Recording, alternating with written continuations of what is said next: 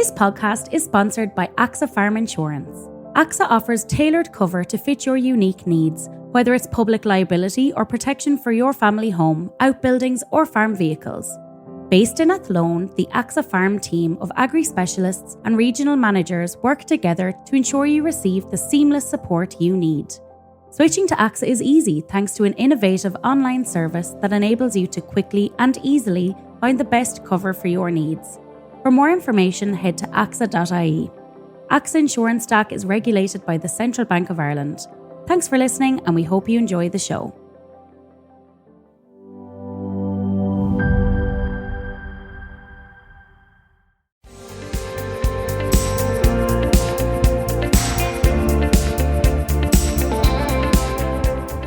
Hello and welcome to the Farming Week, the podcast brought to you by Agriland and AXA Insurance, keeping you up to date with all the latest in Irish agriculture. I'm Charles O'Donnell and I'm joined by Aisling O'Brien and Louise Hickey. Well, the 2024 general election campaign continued at pace this week, with plenty happening there for farmers to be interested in. We've also seen the agri-food regulator secure its first conviction for the non-payment for cattle by a processor under the Unfair Trading Practices regulation, and you can read more about that on Agriland. We've also seen dairy processors continue the trend of increasing milk prices in recent days. All the major milk purchasers have upped their offering, while on the international dairy markets front, the global dairy trade index has also moved up. But starting this week with the election, which is just over a week away, and political parties have made a range of commitments on farming in their manifestos, while farm organisations have themselves outlined their key demands in their own manifestos. It can be hard to keep track of who's saying what at times, so maybe, Aisling, can you put a shape to all this?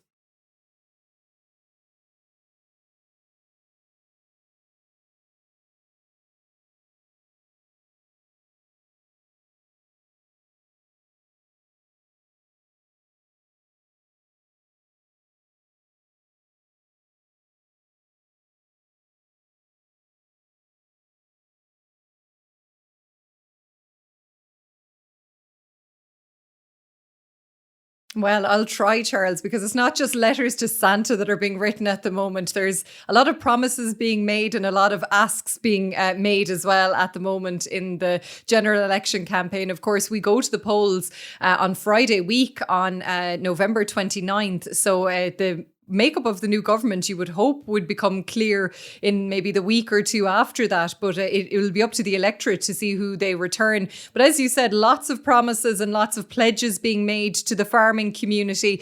Fine Gael launched its election manifesto on Sunday, making several pledges to the farming community, covering the nitrates derogation, farm succession, the common agricultural policy, and several other areas as well.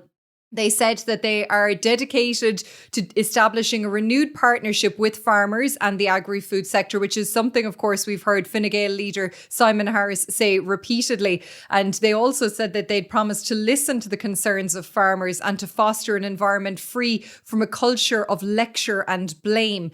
So on CAP, the party is promising to increase the CAP budget and to call for new funding streams to allow farmers to meet additional requirements. They said that the next CAP should include reducing red tape, assessing the impact of payment redistribution on farm viability, updating reference costs for on-farm investment schemes. I suppose that would probably include the likes of TAMS, and developing carbon farming as well. Now, the party said it would fast-track the IT capabilities of the Department of Agriculture as well.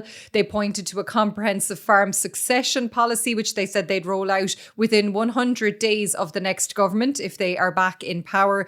And they also said that they would raise the tax-free threshold for capital acquisitions tax and invest in agricultural education as well. Of course, it's just some of the headlines from that manifesto, Charles. A lot more detail on our website and app as well. Another party to launch their manifesto this week was Sinn Féin. And they stated that they will prioritise market transparency by providing further powers to the recently established agri-food regulator that you just mentioned there, obviously securing its first case there against a processor this week. Now, they said, Sinn Féin, that they would equip the regulator with powers to initiate investigations into unfair trading practices and enforce market transparency, as the party believes it currently doesn't have the remit to address anti-competitive practices in the agri-food supply chain. Now, the party also pledged to restore and enhance the role of farmer producer groups to negotiate contract pricing from processors and supermarkets. And they stated that key sectors in agriculture, such as suckler beef and sheep farmers, which have not received the supports they need from this government, and they outlined a range of different payments that they would commit to if they were on the government benches following the next election. They also committed to establishing a commission on the future of the family farm, which would be made up of stakeholders and experts tasked with bringing forward proposals. Now, of course, earlier this month, Fianna Fáil launched its election manifesto. They said they'd protect Ireland's nitrates derogation by continuing to promote our case at European level. They said they would ensure that Irish farm families are not scapegoated by climate action.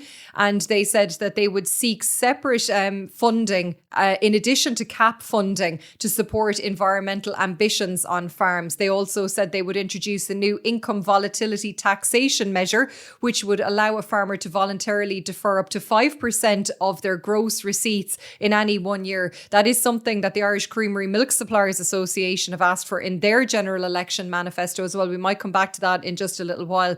Now, Fianna Fáil also said that they will ensure that there's a farm retirement scheme that assists generational renewal, which would be included in the next CAP programme. And they said they'd review the rates payable under the farm plan scheme on designated land. They also said they'd look at the fair deal scheme as well, among a raft of other pledges, including for the forgotten farmers and also women in agriculture as well. Switching to the Green Party, of course, they're coming out of government as the smallest party in the last government. So we'll have to see what the election will bring for them. Their manifesto included a pledge to end live animal exports to non-EU countries for fattening and slaughter, which I'm sure a lot of farmers will be interested to hear that. They also have a target to double the area of agricultural land being farmed organically to 10%, which of course would be in line with the National Organic Strategy as well.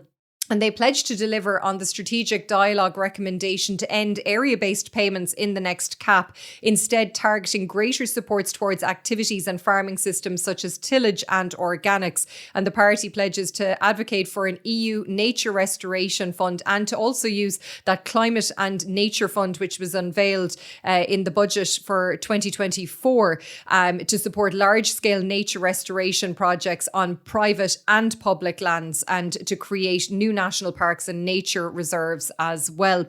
So the Social Democrats came out this week with their manifesto. They said that the nitrates derogation cannot continue, Charles, and they said it must be phased out in a controlled manner. Now, the party also committed to incentivising herd reduction, and they called for policymakers to find a way for farmers to act in line with national policy goals while maintaining living standards. And they said that some sectors would need to be scaled back in line with Ireland's climate targets, and that the party would work to diversify the income of farmers in those sectors, including into energy production. Ain2 also was out launching its agricultural policy this week. They've pledged subsidies to help farmers cope with the cost of farm fertiliser. They also promised to provide strong opposition to the attempts to cull the herd, ban turf, and to the nature restoration law. The party is also calling for an increase in funding under CAP and for active farmland to be categorically excluded from the residential zoned land tax, the RZLT. Now, Independent Ireland will be launching its general election manifesto tomorrow, Friday, in County Roscommon. So make sure you stay tuned to Agriland for all the updates on that as well. And as I mentioned, Charles, the farm organisations have been out in force. We did speak previously on the podcast about the IFA's manifesto. And of course, across all the farm organisations, a huge focus on farmers' incomes and margins out there and the standard of living and I suppose bringing the next generation on into our sector. Now, the ICMSA has called on the next government, as I said, to introduce this income tax measure to address what it says are excessive swings in farm income. And they outlined 6, I suppose, areas in their manifesto that they want the next government to focus on, including developing calling a timelined government and EU strategy to deliver on farm incomes comparable to other sectors, the retention of the nitrates derogation and a review of the nature restoration law and other EU environmental measures. They want an increase to the CAP budget and to deliver as well on an EU and government plan to reduce farm regulation in the next 6 months. And they said that an urgent examination of the real problems around intergenerational farm succession and urgent remedial action is needed in this area as well. Macra were also out this week, Charles, saying that there were 3 issues that the next government has to look at to ensure that there is a future for young people in rural Ireland. And they said that those 3 pillars are farm succession, mental health and well-being, and rural housing. So there you go. Thanks for going through all that, Aisling. Now, Agriland has been out on the campaign trail following some of the main candidates who could potentially be in line for the Minister for Agriculture portfolio in the next government. What did they have to say for themselves? Yes, so as you said, as the election draws ever closer, Charles, we have been out and about across the country catching up with candidates and potential voters as well to find out what are the real issues in rural communities and, of course, to hear what the politicians are promising to deliver to the electorate. Now, we've been on the campaign trail with Independent Ireland's Michael Fitzmaurice, Sinn Féin's spokesperson on agriculture, food and rural affairs, Martin Kenny, and 3 people who held an agriculture portfolio in the last government, namely Fianna Fáil's Charlie McConalogue, the Green Party's Pippa Hackett, and Fine Gael's Martin Hayden. And we, of course, asked them, would they like to be the next Minister for Agriculture? And here's what they had to say. Well, sure, a person would always love everything. First thing you have to do is get elected to be in the Dáil, and that's the privilege of the people in the Roscommon Galway area. And then you have to see, do you get that chance? We want to be in government. I would have loved the opportunity basically to serve the people in that capacity. I would love to have a go at being the next Minister for Agriculture. We just have to wait and see what happens. I would be absolutely honoured to listen to somebody who's come and grew up on a farm and who's farming in my blood. It has been a great honour to be leading out as the Minister for Agriculture for farm families over the last 4 years, and to be in there in the department as a farmer's voice, trying to deliver for farmers every single day.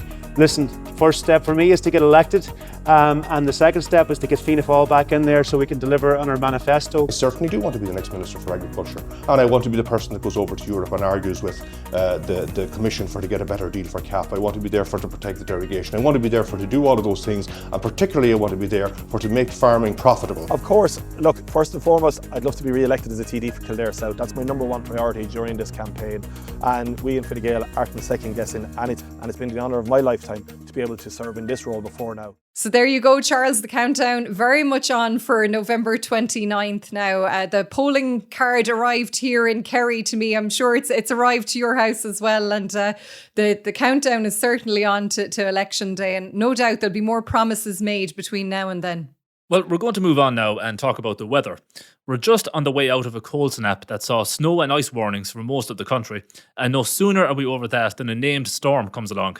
Aisling, what's the word from Met Éireann on the weather situation? Yes, as you said, Charles, a lot of people dealing with a lot of snow across the country and ice and very treacherous conditions on the roads and making it very difficult for farmers across the country, whether water troughs may have been frozen this morning when they went out onto the yard. And there is still a status yellow low temperature and ice warning in place for the entire country. That will remain in place until midday on Friday.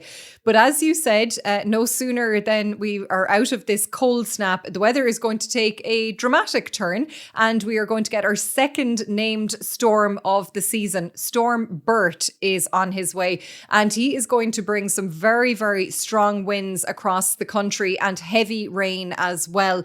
And we are hearing that there is going to be a warning valid from 10 o'clock on Friday night until midday on Saturday. And that is going to apply to the entire country. Now, Bert is going to displace face the cold Arctic air mass, which a lot of people who suffer from the cold and didn't like it will be happy to hear. But the trade-off could be, quite severe, Charles, because it sounds like there will be very, very strong winds out there across the country. And that weather system will track northeastwards over the country on Friday night. So I suppose just to make sure that you take care out there and all the usual precautions when we do get stormy weather, just make sure anything that needs to be tied down is, and just to make sure that everything is secure in the yard over the coming few days, because it'll be a pretty stormy end to what has been a cold week for the last few days. Well, many people in rural areas will be aware of the issue of illegal hunting. And last weekend, An Garda Síochána teamed up with the National Parks and Wildlife Service to set up targeted controls and checkpoints in North County Dublin. Louise, what were the authorities checking for with these checkpoints? Yes, Charles. So Gardaí and members of the MPWS were on patrol to detect wildlife crime. They were checking vehicles for illegal traps, snares and firearms over North County Dublin, predominantly in the Balbriggan area. The operation was called for by the Irish Farmers Association, or the IFA, after many reported incidents of trespassing on land in the area. The Gardaí said that the activity poses a significant threat to biodiversity, wildlife conservation and local ecosystems, causing distress to the rural and farming community. No arrests were made during this phase of the operation. However, Gardaí said that such activities served as a deterrent and an opportunity to engage with rural communities. Gardaí have already made various arrests for trespassing over the last number of months in the area, and Crime Prevention Executive of the IFA, Barry Carey, said that the multi-agency approach to rural crime will provide visibility of Gardaí, and that the IFA is delighted to see its continued relationship with An Garda Síochána in North County Dublin. Gardaí and Balbriggan have appealed to anyone affected by unlawful hunting or related criminal activity to contact them. And Louise, these checkpoints, were they just a once-off, or are there any plans for them to continue? The Gardaí have since said that targeted Garda patrols and checkpoints to detect illegal hunting will continue through the winter months. IFA members have since congratulated the work of Gardaí and said that they would like to see the checkpoints rolled out in other counties as well. IFA Deputy President Alice Doyle said that the key message now is to keep the work going and to up the ante. And notably, the Deputy President said that she has been hearing from farmers that trespassers seem to be getting more aggressive. She heard cases of trespassers not backing down when asked to leave and leading to confrontations between farmers and those on their land.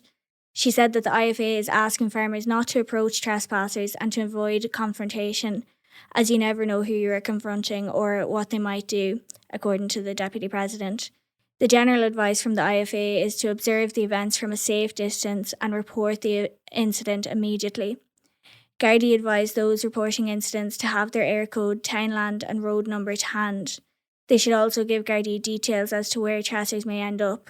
If possible, vehicle registration numbers, make and colour should be noted. Photos of vehicles are also recommended. If contact is made with trespassers, it is advised to ask the group or individual to leave the property. Thanks for that, Louise. Moving on now, and the concern over the potential finalisation of the EU-Mercosur trade deal has reached new heights in recent weeks, with final agreement on the deal widely understood to be entering the final stages. We've seen protests in France over the deal in the last week, and fresh concerns raised that the deal, or at least its key trade aspects, will not even require unanimous ratification from the EU member states. Aisling, what's the latest on this? Yeah, a lot going on with Mercosur, and we did cover previously on the podcast and on our website and app as well concerns that had been raised in advance of the G20 summit in Brazil, Charles, that the EU Commission and the Mercosur bloc of South American countries would strike a deal during the G20. Now, at the time of recording, that hasn't seemed to have happened, but we are hearing that, as you said, a deal may be likely and it could get over the line maybe next month. But again, a lot yet to be confirmed on that. Of course, huge concerns here at home, but also in certain parts of Europe as well about this deal, namely France particularly. And all political parties here at home have been called on to give a commitment ahead of the general election that they would veto the EU-Mercosur trade agreement if in government. And that came from the Irish Natura and Hill Farmers Association. And of course, other farm organisations, as well, as I said, that they have claimed that a deal on the final terms of this agreement could be reached during this G20 summit. But so far, that doesn't seem to have come to pass at the moment. Now, the proposed deal, why there is such a sticking point for Ireland in particular, Charles, and France as well, is that it would allow an additional 99,000 tonnes of beef to enter the EU tariff-free from the Mercosur trade bloc. And that is a huge cause of concern to our Irish beef farmers, of course, as well. And the suckler sector and the beef sector, have raised huge concerns. Now, Fine Gael and Fianna Fáil have said that the deal in its current form is not acceptable, while Sinn Féin has accused those parties of talking out of both sides of their mouth. And they have said that this deal has to be rejected entirely, that no amendments are possible to make this deal anyway, I suppose, acceptable to Irish farmers. Now, concerns have been raised, as you said, this week as well, about an apparent attempt to ratify this agreement without allowing EU member states the chance to veto its key trade provisions. Now, what we understand is the technical details of the deal's provisions are very near conclusion, but there is also other details to iron out and what parts of the deal would fall within the exclusive remit of the EU, and then what would be under a shared remit with member states. So it emerged on Wednesday that Irish MEP Michael McNamara had written to Taoiseach Simon Harris and Taoiseach Micheál Martin to ask if the government had sought legal advice on how to respond to the Commission's apparent effort to force the trade deal through. Now, he said that the Commission is considering splitting the deal, which would thereby separate the trade component from the other parts of the deal in order to get around opposition from EU countries, including Ireland and France, who are against this deal. And if this occurred, McNamara said the deal would then only need to be approved by a qualified majority of member states, meaning that 15 member states representing 65% of the EU's population would need to vote in favour for this deal to get the green light.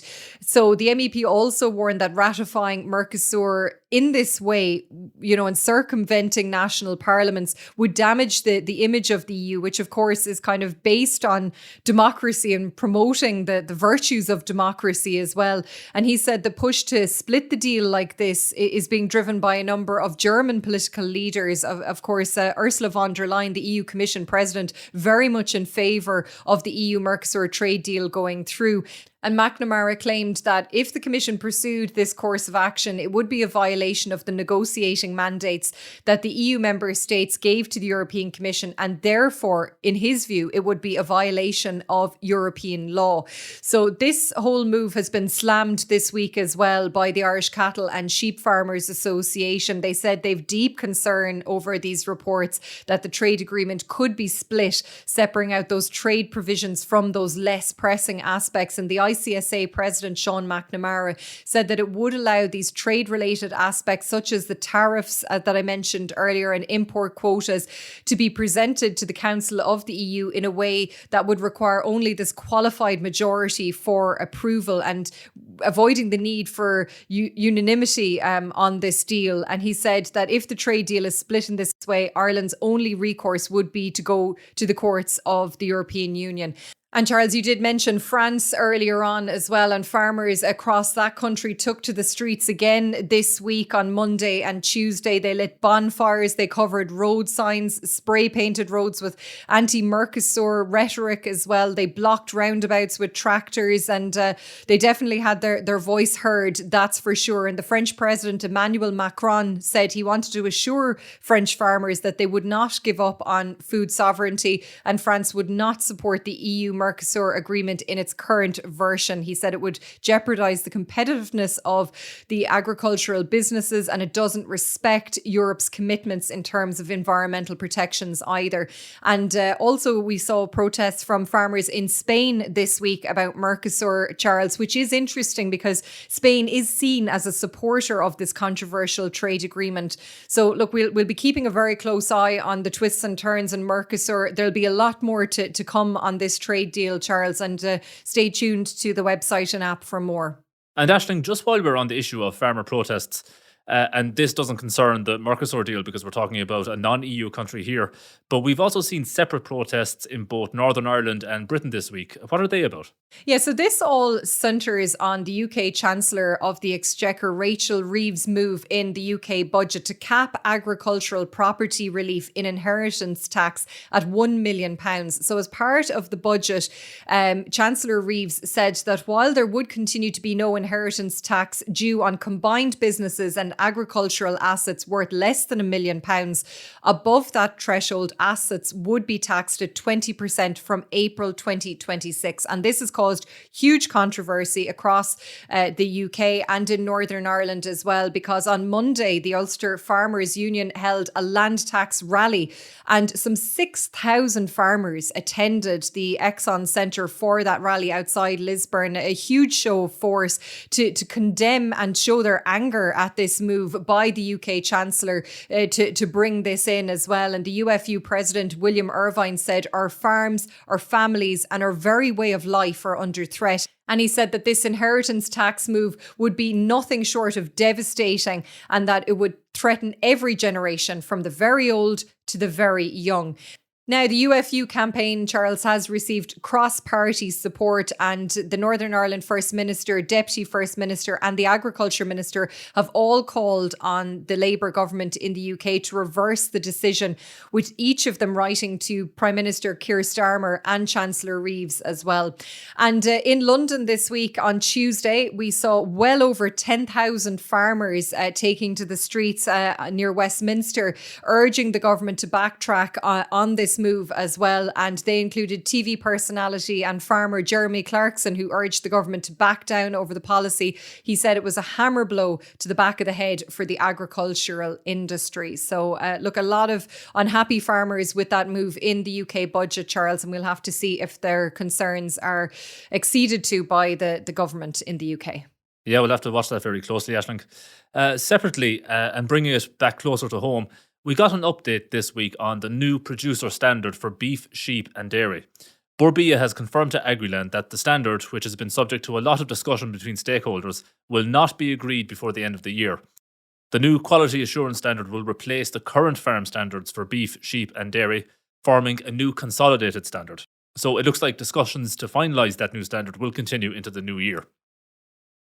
But finally today, in a week in which the Health and Safety Authority has been carrying out inspections on farmer health and well-being, the Gardaí have also been doing their bit for farm safety. The first ever Garda tractor has been loaned by an Offaly-based machinery dealer to Community Engagement Gardaí for road safety and farm safety training. Aisling, can you tell us a bit more about this rather different New Holland tractor? Yes, Charles, this is not a New Holland as you may know it. It's a very striking tractor for sure if you spotted it on the highways and byways, and people living in Clare and Tipperary might just do so over the coming weeks, because Community Engagement Gardaí in those counties will be using this tractor for road safety and farm safety training. The tractor has been loaned for the period from W.R. Shaw in Tullamore, and it's going to be used during November and December in primary schools and to engage with the public by meeting farmers at local marts to speak about farm safety as well. And it's going to be brought out to events for road safety, personal safety talks and property marking clinics as well that will be taking place. And it follows on from a recently launched initiative by Agri Kids and Irish Rural Link as well. It's a new education manual that they have brought out, which is designed to support primary school teachers with the tools they need to deliver a farm safety education programme in the classroom. This initiative has been funded by the Department of Agriculture with additional funding from Flowgas, and the manual includes information on how members of the community and teachers can work together to co-deliver this programme, and it includes ideas for topics which can be covered along with tips for making the information accessible to children, which of course is the most important part there. And there's been input to this new manual from a panel of advisors from the Gardaí to teachers, farmers, community development officers and farm accident survivors as well. So a couple of really positive moves on the farm safety and farmer health and well-being front this week, Charles, for sure. Thanks, Aisling. And that brings us to the end of the show. Just before we finish up, there's just time to acknowledge and congratulate our team here at Agriland Media, which has received 5 nominations across 4 categories in the Guild of Agricultural Journalists 2024 Awards, which take place next Thursday, November 28th. So well done and best of luck to all involved. But that's where we'll leave it for today. Please don't forget to rate, review and follow The Farming Week on Spotify, Apple Podcasts or wherever you get your podcasts. We'd love if you could spare some time to give us 5 stars and share The Farming Week with anyone you think might be interested. From Aisling, Louise and myself, all the best.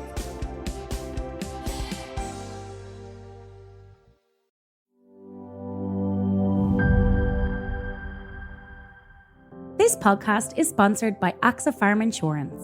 AXA offers tailored cover to fit your unique needs, whether it's public liability or protection for your family home, outbuildings or farm vehicles.